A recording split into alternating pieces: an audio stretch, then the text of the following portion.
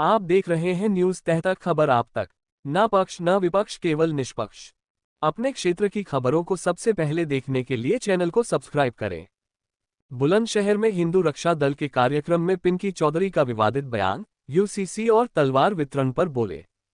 बुलंदशहर खुर्जा के गांधी रोड स्थित एक कार्यक्रम में हिंदू रक्षा दल की ओर से आयोजित आयोजन में संगठन के राष्ट्रीय अध्यक्ष पिंकी चौधरी ने शिरकत की। इस दौरान उन्होंने तलवार वितरण, समान नागरिक संहिता यूसीसी और प्रदेश की राजनीति को लेकर कई विवादित बयान दिए।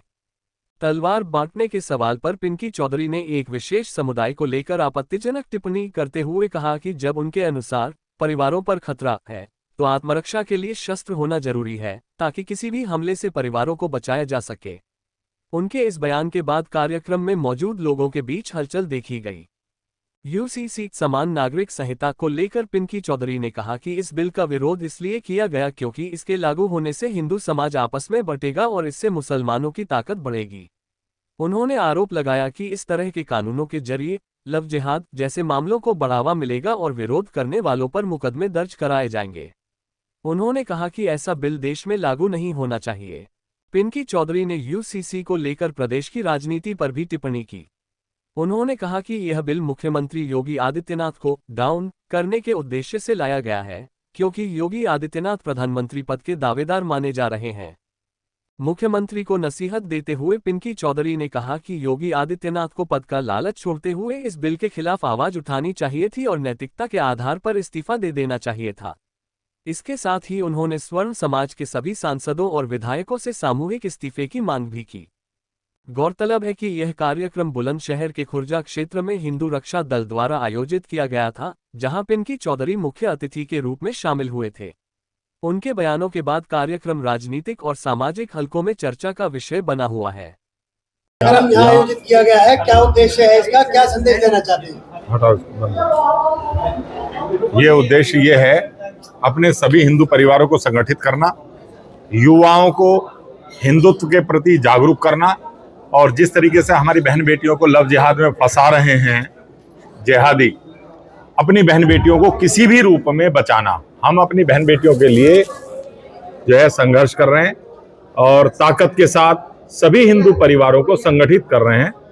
जातियों में ना बटे हमारे परिवार, इसके लिए हम बहुत अहम भूमिका निभा रहे हैं अपने हिंदू परिवारों को एक करने के लिए। अभी हाल ही में एक प्रकरण हुआ था आपका तलवार बांटने वाला, उसमें आपके ऊपर कानूनी कार्रवाई की गई और शायद आपको जेल में भेजा गया, तो आप उसका कानून का उचित मानते हैं या? देखिए, जिस तरीके से बांग्लादेश में हिंदू को चिन्हित करके काटा गया, मारा गया, बहन बेटियों के साथ बलात्कार किया गया, उन सभी चीजों को देखते हुए मुझे लगता है कि हमारे हिंदू परिवारों के पास कुछ ना कुछ ऐसा शस्त्र जरूर होना चाहिए।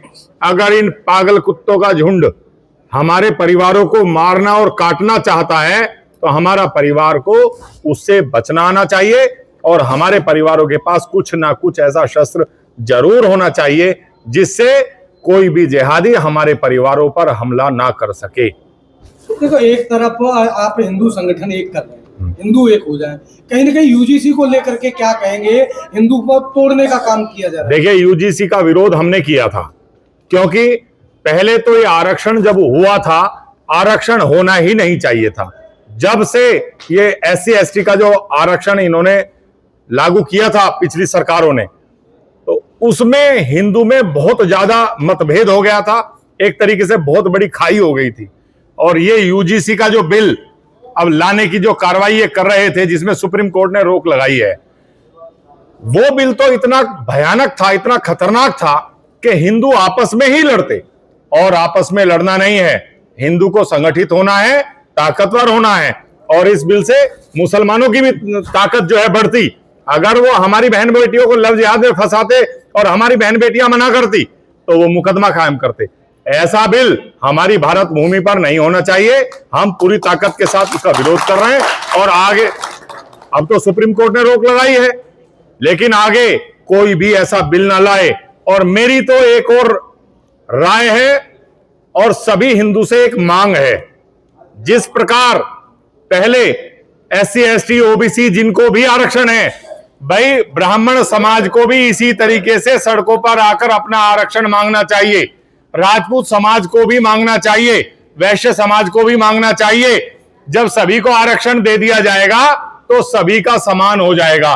या तो आरक्षण खत्म हो और नहीं तो सबको आरक्षण मांगना चाहिए। हमारे यहां हिंदू में अगर ये भेदभाव पैदा हुआ है तो ये भेदभाव समाप्त करना चाहिए। आज हिंदू को संगठित होने की आवश्यकता है।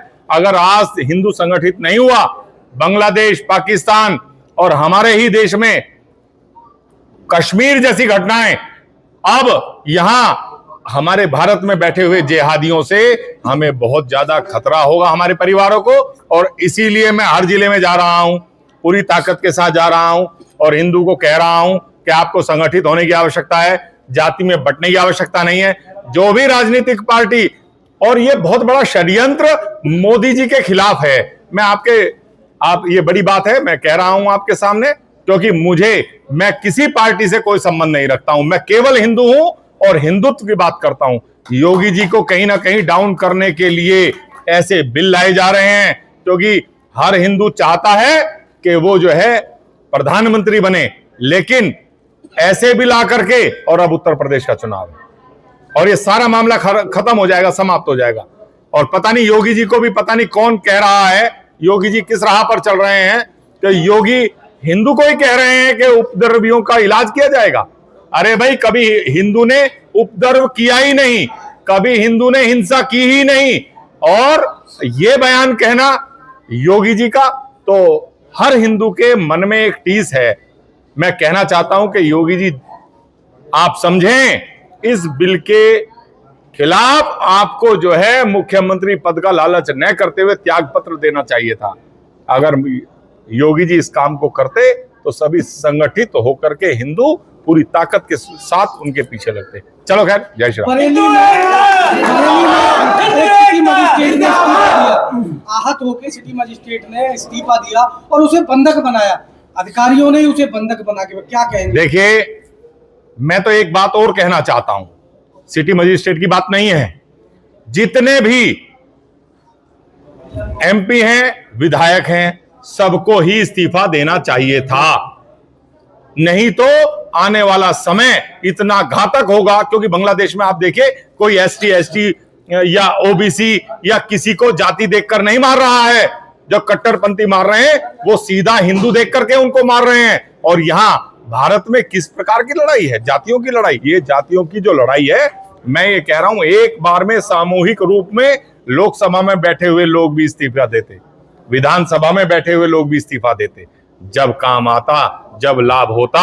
अब पता नहीं क्या हमारे राजनीतिक नेता जितने भी हैं, वो सत्ता के लालच में उन्होंने अपनी आंखें जो है कबूतर की तरह बंद की हुई है। लेकिन कोई बात नहीं, हम लोग इसीलिए सड़कों पर हैं, इसीलिए हिंदू को संगठित कर रहे हैं और ताकत से संघर्ष करते रहेंगे।